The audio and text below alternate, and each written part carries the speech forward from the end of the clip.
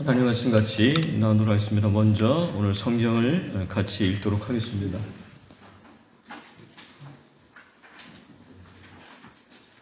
그 다음 슬라이드 넘겨주실래요? 하나 더. 네. 같이 히브리서 12장인데요. 가능한 제가 혼자 읽겠습니다. 그래서 살살 속으로 읽으시고요. 화면 보시면서 속으로 읽으시기 바랍니다. 모든 사람과 더불어 화평함과 거룩함을 따르라. 이것이 없이는 아무도 주를 보지 못하리라. 너희는 하나님의 은혜에 이르지 못하는 자가 없도록 하고 또 쓴뿌리가 나서 괴롭게 하여 많은 사람이 이로 말미암아 더럽게 되지 않게 하며 음행하는 자와 혹 한 그릇 음식을 위하여 장자의 명분을 판 에서와 같이 망령된 자가 없도록 살피라. 너희가 아는 바와 같이 그가 그 후에 축복을 이어받으려고 눈물을 흘리며 구하되 버림바가 되어 회개할 기회를 얻지 못하였느니라. 아멘. 앞 슬라이드 먼저 보았지만은 다 알고 있듯이 우리는 코로나 때문에 굉장히 힘든 2020년을 보내고 있습니다. 올해 안에 끝나지 않고 내년까지 이어질 예상을 하고 있습니다. 삶의 근거가 다 흔들린 한 해였습니다. 자기 자신, 가정, 직장, 교회, 세상에 대한 근본적인 성찰의 기회를 갖게 하는 2020년이라고 생각이 듭니다. 그 속에서 우리에게 던지는 질문은 과연 지속 가능한 삶을 가질 수 있는가라고 하는 질문입니다. 다음 슬라이드 넘겨주세요. 그나마 안정적인 직장 공무원이라든가 이런 분들은 괜찮겠지만 대학도 마찬가지 무한 경쟁 속에서 평가라는 시스템에 놓여 있고 모든 것들이 어려움 속에서 있습니다. 이 코로나 속에서 우리 모두가 어려움과 고민을 갖고 있는데요. 이렇게 가장 어려움 겪는 분들은 비정년 정규직이라고 합니다. 정규직들도 직장에서 쫓겨나는 게 올해 지난 9월달 통계에 보면은 대략 5% 정도가 된답니다. 그러나 비정규직은 30%가 넘습니다. 평균적으로 15%의 직장에서 쫓겨나는 어려움을 겪고 있습니다. 여기 우리 청년들 중에 그런 분들 많이 있고요. 저희 신대원 중에서 중국 항공사의 기장으로 근무를 하는데 이게 운행이 중지되니까는 이게 잘리자는 잘린 속에서 그래서 시간이 남아서 신대원에 들어온 2학기 때 들어온 사람이 있습니다. 이런 어려움들 속에서요. 개인적으로도 다음 사진 보여주실래요? 더 내려가 봐주세요. 네. 여기 있네. 여기 있습니다. 표시되어 있습니다. 정규직과 비정규직이 있는데요. 여러분 다 어려움이 있지만 아시겠지만 저희 집에 우리 예은이 지난 5월 입원해서 한 달을 넘게 입원했었는데요. 콧줄 찌고 태어났는데 퇴원을 했는데 한 달에 한 번씩 콧줄을 갈라고 합니다. 여기 지난달에 가서 콧줄 떼고요. 빼고 나서 이제 갈기 전에 사진 한 장 찍은 겁니다. 5월달 입원했을 때 아시겠지만 11kg가 안 됐습니다. 10.8kg인데요. 오늘 아침에 쟀는데 19.7kg입니다. 돌보기가 버겁습니다. 부모는. 그러나 굉장히 얼굴이 이뻐져가지고요. 뽀얘졌습니다. 4주 정도 우리가 예배는 그 4주 남았는데 옆에 있어주는 것이 살아있다고 하는 것이 얼마나 감사한지 모르겠습니다. 그런 의미에서 우리들 힘든 한 해를 보내고 있는데 우리 자신들은 먼저 이렇게 토닥거렸으면 좋겠어요. 옆에 자신하면서 수고가 많다, 잘 견디고 있다라고 한번 해주시죠. 그다음에 온라인으로 예배 드리는 분들은 옆에 가족이 있으면 살짝 좀 터득 해주시죠. 수고가 많아, 옆에 있어서 고마워라고 하는. 4주 남은 이 시점 속에 2020년은 우리가 얼마나, 그러니까 개인적으로는 얼마나 내가 성장했지 주 안에서 이런 질문을 던지게 되는데요. 그래서 팥죽 한 글씨라는 제목으로 말씀을 나누려고 합니다. 히브리서 12장 14, 17절에 거기는 하나님의 은혜를 읽은 대로 거역한 자들에게 주는 경고인데요. 모이기를 패하는 사람들처럼 그렇게 하지 말라라고 하면서 화평함과 거룩함을 너희는 서로 추구해야 된다 그러고 하나님의 은혜에 이르지 못하는 자가 없도록 해야 된다. 그리고 쓴뿌리가 나서 괴롭게 해서 쓴뿌리가 나서 괴롭게 했는데 히브리서 그 12장 나중에 다시 읽어보시는 건 재밌습니다. 쓴뿌리가 나서 혼자만 괴롭히는 게 아니라 이렇게 되어 있습니다. 많은 사람이 더럽게 되지 않게 나로 인해서 나의 쓴뿌리가 주변에 영향 주는 것을 얘기하면서요. 오늘 설교 제목 잡은 음행하는 자와 한 그릇 음식을 위하여 장자의 명분을 소중히 여기지 않은 이런 사람 되지 마라. 이거를 망령되게 얘기한다고 합니다. 다시 말하자면은 음행하는 것과 한 그릇 음식 별로 관계가 없는 거지만 같이 취급하고 있는 히브리서 12장의 모습을 볼 수가 있습니다. 한마디로 말하면은 육체의 욕망대로, 육체의 욕심대로 지금 당장 만족을 추구하는 삶을 살아가는 것이 장자권, 아버지와는 상관없이 이거는 창세기 25장을 근거로 하는 거잖아요. 팥죽 한 그릇이 뭐길래 팥죽 한 그릇 별 볼 일 없이 취급할 수 있겠죠. 그러니까 에서의 입장입니다. 에서의 입장은 지금 당장 내가 배고픈데 창세기 25장에 보면 먹고 그냥 만족하면 되지라고 하는 거. 장자권은 유대인들의 장자권은 아버지가 죽고 나서 주어지는 건데 그거는 언제 먼 훗날의 문제고 지금 당장의 문제인데요. 팥죽 한 그릇은 여기에 뭐가 달려있는 거겠습니까? 그것은 우리의 인생관과 가치관이 달려있는 거죠. 야곱과 에서의 팥죽 한 그릇으로 끝나는 것이 아니라 내가 어떤 인생을 목표와 가치를 가지고 살아가는지가 담겨있는 거라는 거죠.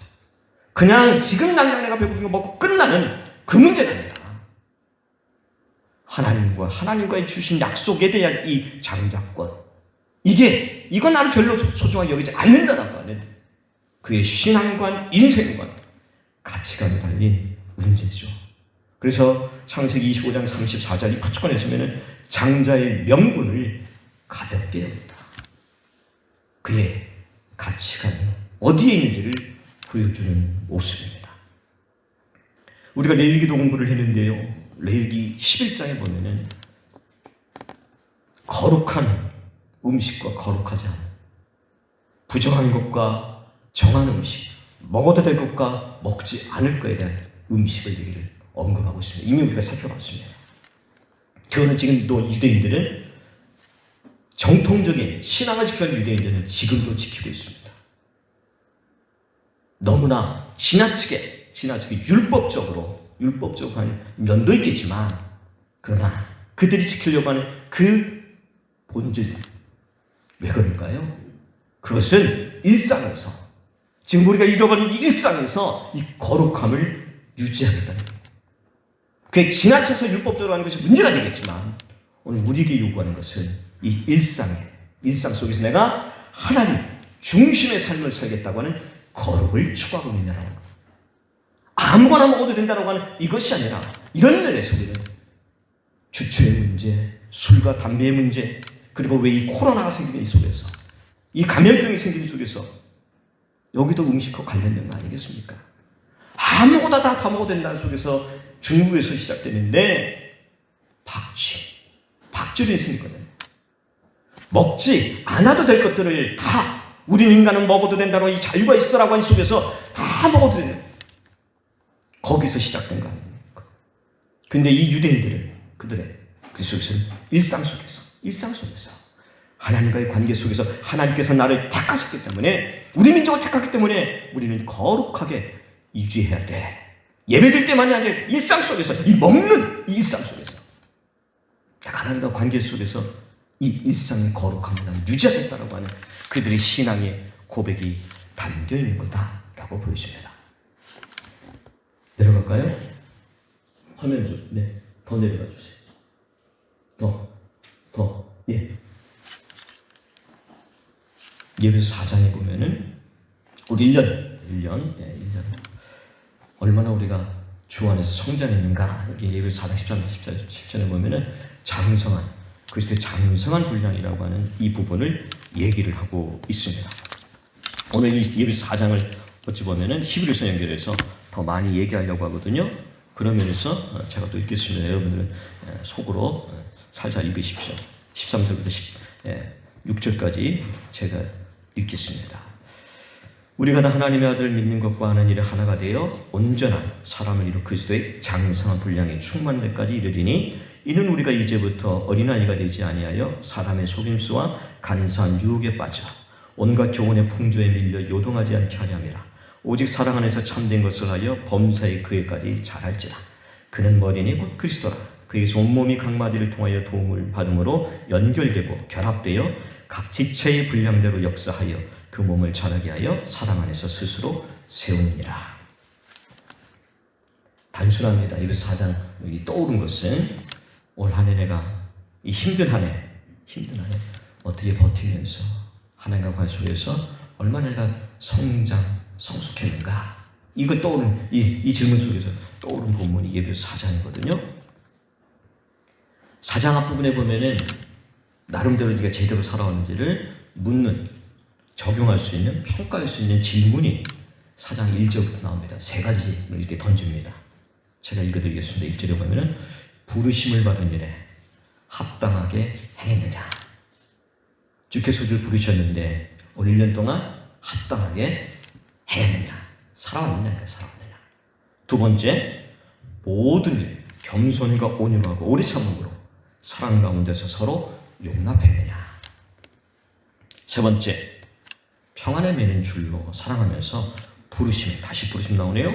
최선을 다했는가. 이 질문에 대한, 3가지 질문에 대한 대답은 예일까요? 아닐까요? 어떤 현실을 지금 염두에 두고 지금 하는 걸까요? 당연히 아니었죠. 그러니까 예배소 교회 공동체 속에 지금 이게 제대로 안 되고 있으니까 먼저 이렇게 시작합니다. 현실을 반영하고, 그거는 예배소 교회만이 아니고 오늘 저 자신도 우리 모두의 상황이 있습니다. 이 질문 앞에 당당하게 얘기할 사람이 없겠죠. 특별히 2020년 힘든 상황 속에서. 그런데 이 질문 던지는 바울이 지금 어디에 있습니까? 사도 바울이 감옥에 있습니다. 이 버거운 이 3가지 질문을 던지는 이 바울이 감옥에 있어요. 감옥에 있는 바울은 빌립보서 4장의 8절에 보면 이렇게 했습니다. 내게 배우고 받고 듣고 본 바를 행하라. 평강의 하나님이 너희와 함께 계시라고 합니다. 감옥이라고 하는 곳이 우리는 안 가봤지만은 어떤 곳인지 알잖아요. 답답한 현실입니다. 위신의 세계에 대해서 제대로 살아낼 수 없는 상황이에요. 그런데 바울은 갇혀있지만은 예배소 아니면은 로마 감옥에 갇혀있는 이 나라고 하지 않고 주 안에서 갇힌 나라고 표현하고 있습니다. 굉장히 역설적인 표현이죠. 나 지금 감옥에 갇혀있어, 나 힘들어라는 것이 아니라 주 안에서 갇혀있기 때문에 이 역설적인 상황 속에서 답답한 것이 아니라 하나님을 원망할 수 있는 상황이지만은 그 상황에서 내가 너희를 좀 권면하고 있다는 거예요. 그렇기 때문에 사도 바울은 내게 보고 배우고 듣고 이거를 그대로 지켜라. 하나님의 평강이, 하나님의 샬롬을 좀 누리지 못하는 이 상황 속에서 그 샬롬을 누릴 수 있다라고 말하고 있습니다. 예배서 4장이 이 질문을 던지면서 전제가 있습니다. 질문 던져놓고요. 질문 다시 한번 제가 읽어드릴까요? 부르심에 합당하게 행하고 있느냐, 겸손과 온유로 오래 참으고 사랑으로 서로 용납했느냐, 평안에 매는 일로 힘써 지켰느냐. 근거가, 전제가 뭐가 있을까요? 전제. 그거는 이어지는 4장 7절부터 나오는데요. 7개의 하나됨입니다. 하나됨. 몸이 하나고, 성령이 하나고, 부르심이 하나고, 주가 하나고, 믿음이 하나고, 세례가 하나고, 하나님이 하나다라고 하는. 그러면서 그래서 선물의 분량대로 은혜를 주셨다라고 합니다. 무조건 해결하는 것이 아니라 너희가 이런 은혜를 받았다라고 하는 것을 전제로 하는 거예요. 전제로. 이런 은혜를 받았기 때문에 이런 부르심에 합당한 삶을 살아야 되지 않겠냐라고 하는 거예요. 그러면서 두 종류의 사람을, 다음 슬라이드 넘겨주실래요? 두 종류의 사람을 예배 4장에서 대조를 하고 있습니다. 어린아이, 온전한 장성한 사람, 옛사람, 새사람을 대조를 하고 있습니다. 사도 바울이 예배서 4장에서 어린아이의 특징을 이렇게 얘기합니다. 사람의 속임수와 간사한 유혹에 빠져 온갖 교훈의 풍조에 밀려 요동하는 사람이다. 몇 군데 살펴봤는데 누구의 삶의 모습이죠? 누구의 인생의 모습이죠? 에서의 모습이죠. 에서의 모습. 이르게 따라가. 지금의 만족을 추구하는 모습. 온전한 사람의 특징은 사랑 안에서 참된 것을 하여 범사에 그에까지 자랄지다. 자란 사람이다. 옛사람 특징이 옵니다. 마음에 허망한 것을 행하고요, 총명이 어두워졌고요, 무지함과 마음이 굳어짐으로 하나님의 생명에서 떠나 있고요, 감각 없는 자가 되어 자신을 방탕에 방임하고요, 모든 더러운 것을 욕심으로 행하고 있습니다. 그리고 4장에서 유혹의 욕심을 따라 썩어져가는 구습을 따르는 옛사람이라고 말하고 있습니다. 두 종류의 사람이 나왔지만 우리는 목동교의 수준이니까 어린아이, 장성한 사람, 옛사람, 새사람 속에서 둘이 별개가 아니고 어떤 걸 알 수 있을까요? 어린아이가 누구라는 것을? 옛사람이라는 것을.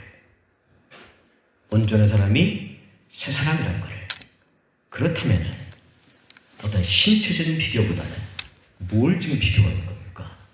영적인, 정신적인 이 삶을 지금 비교하고 있다라고 하는 것을 파악할 수가 있습니다. 그렇다면 더더욱 2020년 이 힘든 한 해를 보내면서 경제적인 측면보다는 나의 영적인, 정신적인 삶의 질의 면에서 내가 얼마나 성숙했는가를 질문하는 2010년 한 4주 남았는데 여기서 4장을 잣대로 해서 우리는 읽어내야 되고 그리고 내 삶을 2020년을 뒤돌아볼 수 있지 않겠냐는 겁니다.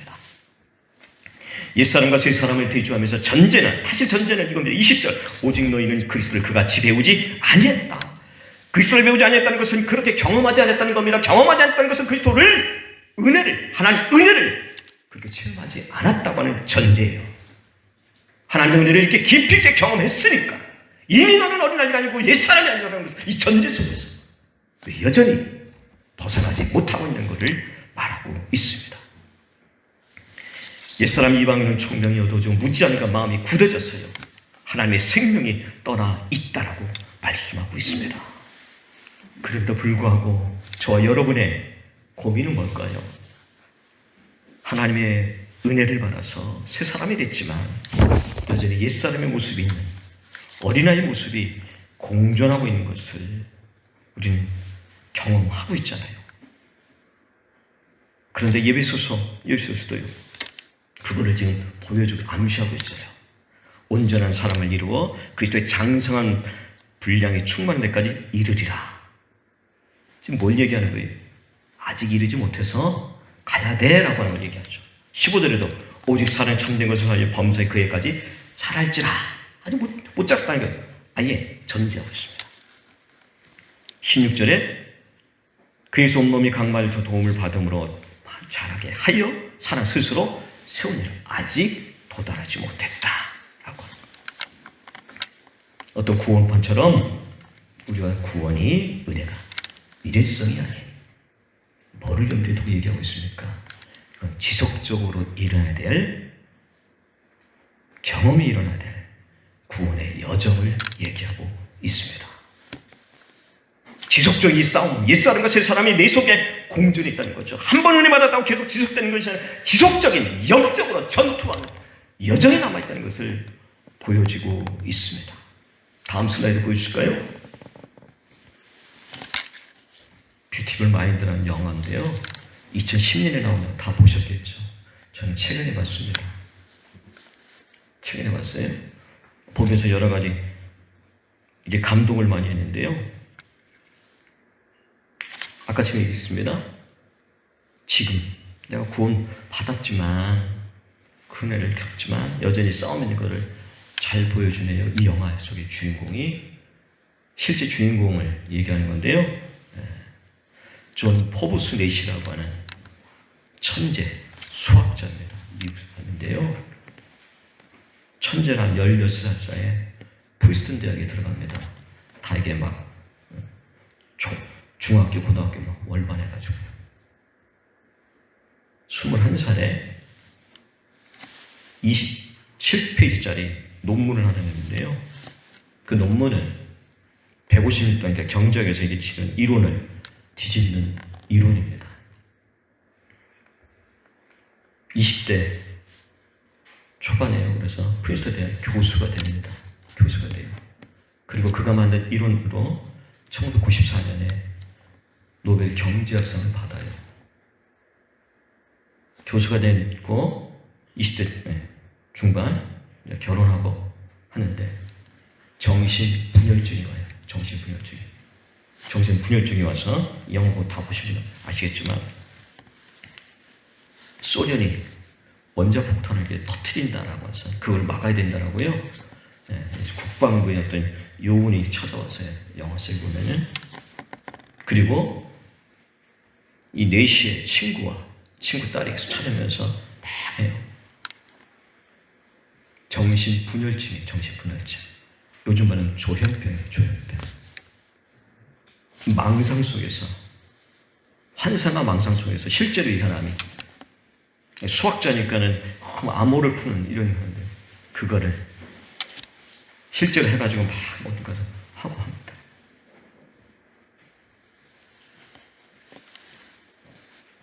병원에 입원하고요. 정신병원에 입원해서 치료도 받는데 94년에 상을 받으면서도 그 망상이 다시 보여요. 예배 사장을 이해하는데 저는 이 유튜브를 많이들 보면서 사장의 모습이 이해가 됐어요. 하나님은 늘 받았지만 우리 속에서 계속해서 영화니까 보여주는 거예요. 실제 인물처럼 극복을 했지만 끊임없이 옆에 나타나면서 따라다니는 괴롭히는 모습을 보여주고 있습니다. 오늘 우리에게도 마찬가지라고 생각이 듭니다. 어찌 보면은 한 번에게 구원해서 뭔가 성숙한 그리스도를 장성한 이 모습을 드러내게 만들어주시지 왜 이렇게 만들어놨을까라고 하는 그런 신앙의 답답함이 있을 수도 있겠지만 그 영화를 보면서 신앙을 가르치지만 다시 깨달았습니다. 학문적으로 임의와 아직 아니 뭐 이런 걸 가르치지만은 이거는 부정적 의미가 아닌 긍정적인 의미다. 무슨 말일까요? 하나님의 은혜를 한 번 경험해도 끝나는 게 아니잖아요. 이 둘 사이에 놓여 있지만 끊임없이 하나님 은혜 없이는 살아갈 수 없습니다. 이 고백 속에서 하나님과 이 관계 속에서 조금씩 그저 장상분량으로 갈 수 있는 그 은혜, 하나님의 은혜의 또 다른 측면이 아닌가라고 하는 깨달음을 갖게 했습니다. 옛사람과 새사람이 분리되어 있나요? 그렇지 않잖아요. 내 속에 공존하고 있고요. 완전히 변화되어 있나요? 죽는 그 순간까지 이 지속되는 이 싸움, 새사람이 되었다가 하면 여전히 남아있는 옛사람의 속성, 이 싸움 어떻게 그렇게 해요? 어떻게 이걸 극복할 수 있을까요? 다음 내려주실래요? 세 가지를 예배소서 4장 제시합니다. 하나는 벗어버리고 입으라라고 합니다. 우리는 침례받으니까 어떤 게 떠오릅니까? 세례받을 때 옷 벗잖아요. 옛사람 벗는 거고요. 세례받을 때 흰옷 입죠? 새 사람 입는 겁니다. 세례의 모습이고요. 하나님의 자녀가 됐다라고 하는 것은 첫째, 언제나 기억할 겁니다. 나의 힘이 아닌 하나님의 은혜라는 거예요. 이 싸움 속에서 첫 번째 우리가 붙잡아야 될 것은 힘들 때 뭔가 하나님의 은혜에서 벗어나려 할 때 잊지 말고 붙잡아야 될 것은 하나님의 은혜. 내 힘이 아니에요. 내 힘이 아니에요. 두 번째, 머리니 곧 그리스도니 그에게서 그럴 때 스스로 세워진다.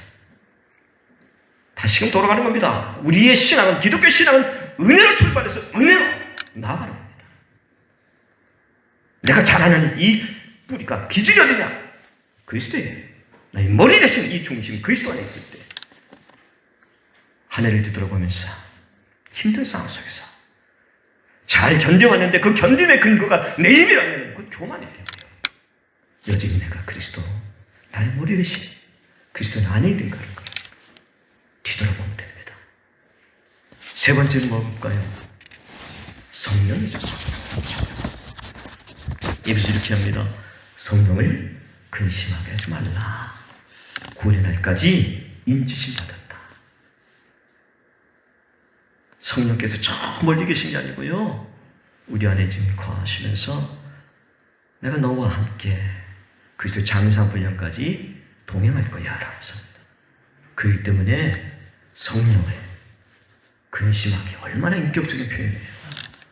우리 짓누르는 게 아니라 인격적으로 너와 인격적으로 살겠다는 거예요. 인격적으로 힘들게 하지 말고. 그러면서 예배서 4장 마지막 부분에 어떤 권면들이 나오나요? 이런 권면들 나옵니다. 이래서 제가 사도 바울을 좋아하는 이유인데요, 뜬구름 잡는 얘기하지 않아요. 실제적인 삶의 현실에 적용합니다. 하나님을 본받는 생활, 이렇게 얘기합니다. 분을 내도 해지도록 품지 마. 두 번째, 도둑질하는 자는 가난한 사람 구제해. 손으로 수고해 선한 일을 하라. 얼마나 실제적이에요? 불로소득 추구하지 말라는 거잖아요.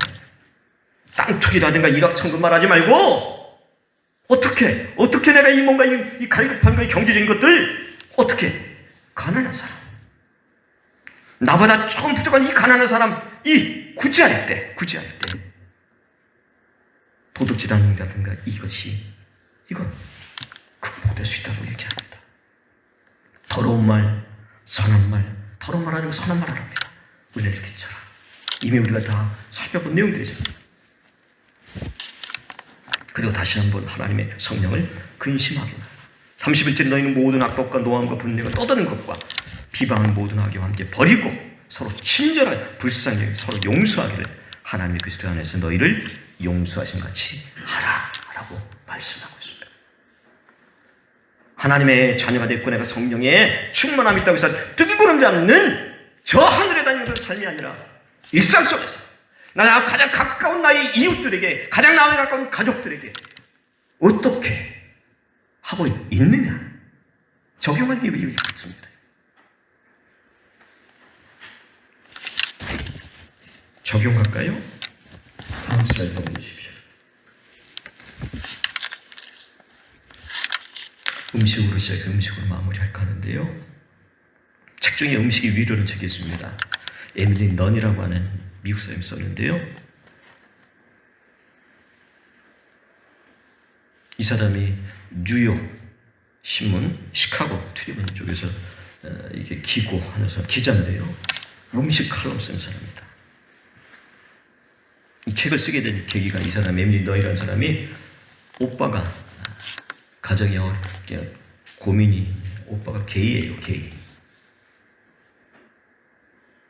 엄마가 알면 안 되니까 엄마한테 숨겼는데요, 힘들게 살다 이 오빠가 자살해서 죽어요. 오빠 장례식 갔는데 약혼을 이 여자는 했는데, 에밀리는 갔다 왔더니만 뭐 그러저런 것들이 드러나니까 그 약혼자가 너하고 더 이상 못 산다고 동거하다가 이제 헤어지니까 240불, 수중에 나오던 240불밖에 없는 거고요. 그러면서 옛날 알코올 중독이 있었는데 어려우니까 알코올 중독에 다시 빠지게 된 거예요. 가족이라든가 경제적 안전에 모든 것을 잊고서 불안정한 마음으로 힘든 밤에 페이스북에 글을 올립니다. 자신의 이런 상황들을 그대로 올렸어요. 다음날 찜찜한 마음으로 페이스북을 확인했습니다. 애들이 너무 그러냐 이렇게 수치스러운 이런 댓글 달지 않았을까 하는데, 자신의 예상과는 달리 친구들의 따스한 댓글이 달아 있습니다. 한 친구가 이런 제안을 합니다. 위로의 음식 책자로 컴포트 푸드 투어를 해봐라. 위로의 음식을 너 삶이 지치니까 친구들, 여기저기 다니는 친구들 많으면서 위로의 음식을, 한 끼 음식 먹고. 그 쭉 다니고 나서 쓴 책이 이 책이랍니다. 거기 들은 음식들은 대단한 음식들 없습니다. 비스켓. 음식에 미국 사람이니까 자신 없으면 친구를 위로하거나 뭘 살 때, 힘든 사람을 위로할 때, 에밀리가 제안한 거는 샌드위치예요. 가장 쉽게 만드는 거. 이걸로 지친 너의 친구를, 가족을 제안을 하고 있습니다. 한 끼 음식은 팥죽한 것에서 끝나는 것이 아니고요. 인생관이고요. 가치관이고요. 한 끼의 이 식사는 사람을 살리고 죽이는 거고요. 역사를 새롭게 만드는 겁니다. 음식 관련해서 성경을 몇 가지 옆에 사진들이 있는데요. 오른쪽 위에 있는 사진은 아브라함이 창세기 18장에 나온 장면입니다. 찾아온 3명의 천사들을 무릎 꿇고 맞이하고요. 극진히 대접을 합니다. 창세기 18장이 음식을 대접하고 아브라함이 듣는 이야기가 뭡니까? 내년 이맘때 아들을 낳는다는 그의 인생에 그렇게 해결되지 않는 그 인생의 소식을 듣습니다. 더불어 뭐가 또 이야기 나오나요? 소돔과 고모라 멸망하는 이야기를 듣고 천사와 흥정하는 얘기가 나옵니다. 출발점은 손님 대접입니다. 손님 대접. 밑에 왼쪽에 있는 그림은 엘리야, 로뎀나무입니다. 열왕기상 19장에 나온 장면인데요. 18장에 어떤 장면인지 아시죠? 소위 갈멜산에서 바알갓을 섬겼던 450명과의 치열한 놀라운 영적 능력을 보여줬던 엘리야가 그 끝나고 나서 이세벨이라는 여왕이 저놈 자식이 나의 사람들을 다 죽였어? 너 내가 두고 죽여버릴 거야 라고 그 한마디에 지쳐서 광야로 도망간 거예요. 로뎀나무, 저 로뎀나무인데요. 이스라엘 가보신 분들은 아시겠지만 한낮에 50도, 70도입니다. 저 나무는 이렇게 그늘이 있지만 이 그늘이 이렇게 쫙 친 거 아니고요. 그리고 해가 이렇게 쥐가 돌잖아요. 저 나무 밑에서 쉰다는 것은 뭘 하겠다는 거예요? 죽겠다고 하는 겁니다. 엘리야는 너무 힘들어 지금 죽겠다고 하는 거예요. 내가 이렇게 그 충성인데 이게 뭡니까 하면서 지금 지금 하나님 뭐라고 그러시나요? 한마디 하지 않으시죠? 천사를 보내서 먹입니다. 또 자고 또 자고. 요 오른쪽 밑에 있는 요한복음 21장의 장면입니다. 요한복음 21장은 어찌 보면 없어드릴 장입니다. 요한 전체 흐름 속에서는 20장이면 끝나도 될 장이에요. 21장은 굳이 들어가 있습니다. 누군가를 배려하는 거예요. 예수님의 십자가, 이 십자가 지는 이 사건 속에서 이 예수님 따르면서 뭔가 기대를 했던 이 제자들이 실망해서, 특별히 갈릴리 출신의 이 제자들이 실망해서 갈릴리로 고향으로 돌아가서 원래의 생활로 돌아간 장면들입니다. 부활하신 예수님이 거기에 나타나시고요. 밤새 이 제자들은 고기를 잡았지만 한 마리도 못 잡습니다. 그럴 때 오른쪽이 던져봐. 153마리 잡습니다. 우리는 이 21장 얘기하는 거에 그 전체 묵단은 153마리. 이게 무슨 뜻이야? 여기 주는데. 뭐 잡았냐? 생선 잡은 거 달라가면서 생선을 구워서 조반을 먹입니다. 조반을 먹을 때까지 성경에 어떤 한마디에 이런 방법도 없음을 보여주고 있습니다. 어찌 보면 예수님께서 힘없는 자식들 3년이나 너희들을 챙기고 모여주는데 깊게 보이시는 모습이냐라고 구박하고 쪼아댈 수도 있지만 한마디 하지 않으십니다. 조반을 다 만들어서 먹일 때까지. 그러고 나서 옛날에 그걸 얘기하나요? 하시는 대로 세 가지 묻잖아요. 네가 나를 더 사랑하느냐. 그거보다 얼마나 더 이게 부담스러운 말이 더 어디 있겠어요. 그러나서 내 양을 먹이라, 치라고, 돌보라고 하는 잃어버린 소명을 다시금 일깨워 주시죠. 거기서 먹은 건 뭘까요? 물고기하고 빵입니다. 대단한 음식일까요? 부자들이 먹는 돈이 상하고 캐비어 이런 걸까요? 그건 그들이 일상에서 먹었던 5천 명을 먹였던 그 물고기는 일상에서 했던 그 일상의 추억, 3년 동안 내가 너와 사셨던 먹으면서 사귀었던 그것을 기억나게 하면서 그들의 상처를 만져주는 음식입니다. 한 해를 마무리하면서 우리 스스로에게 어떤 면에서는 위로의 음식이 있었으면 좋겠고요. 또 하나는 사랑 안에서 이 4주 남았는데 누군가에게 소위 영혼을 새롭게 하는, 지친 영혼을 이렇게 북돋는 그런 음식을 만들거나 대접하면 어떨까요? 동영상에 저희 틀어 준비하시고요. 뷰티풀 마인드 마지막 장면에 보면은 이 사람이 노벨 경제학상 받는다 그랬잖아요. 실제로 이 사람은 이렇게 아내가 너무 힘들잖아요. 이 남편이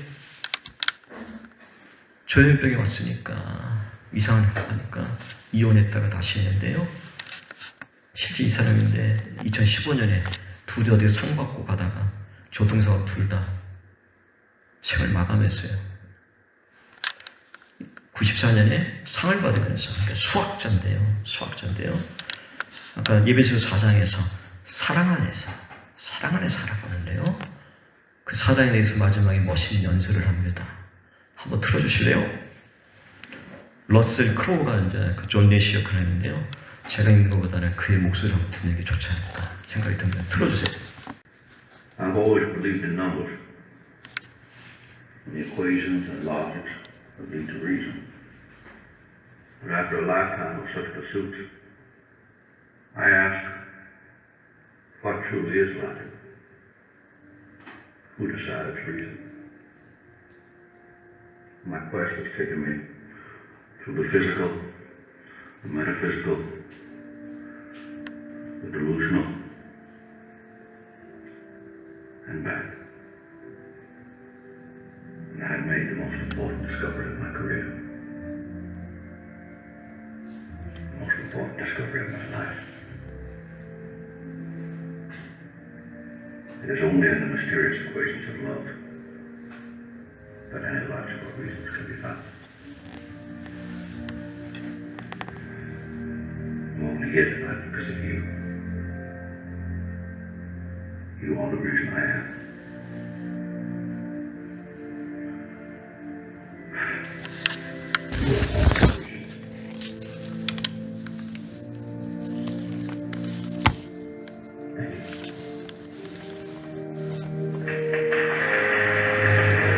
네, 특별히 저는 신앙을 갖고 있습니다. 언제나 논리를 따지고 이성을 따지고 무엇이 옳고 그른지를 합니다. 다음 주에 논문 심사가 있어서 학생이 제출한 논문을 읽고 있습니다. 무엇이 옳은지 그른지 따지지만은 그것보다 더 중요한 것은 사랑입니다. 하나님 안에서 우리를 불러주신 것은 사랑으로 화평함과 놀라운 은혜들을 나누라고 우리를 부르셨습니다. 2020년 힘든 한 해를 보내고 있는데 나 자신을 위해서, 그리고 조금의 여유가 있다면 지친 이웃에게 그를 살릴 수 있는 따뜻한 밥 한 그릇, 우리의 사랑이 담긴 밥 한 그릇을 통해서 주의 은혜를 함께 나가는 2020년의 마지막을 보내는 저와 여러분 되기를 간절히 소망합니다.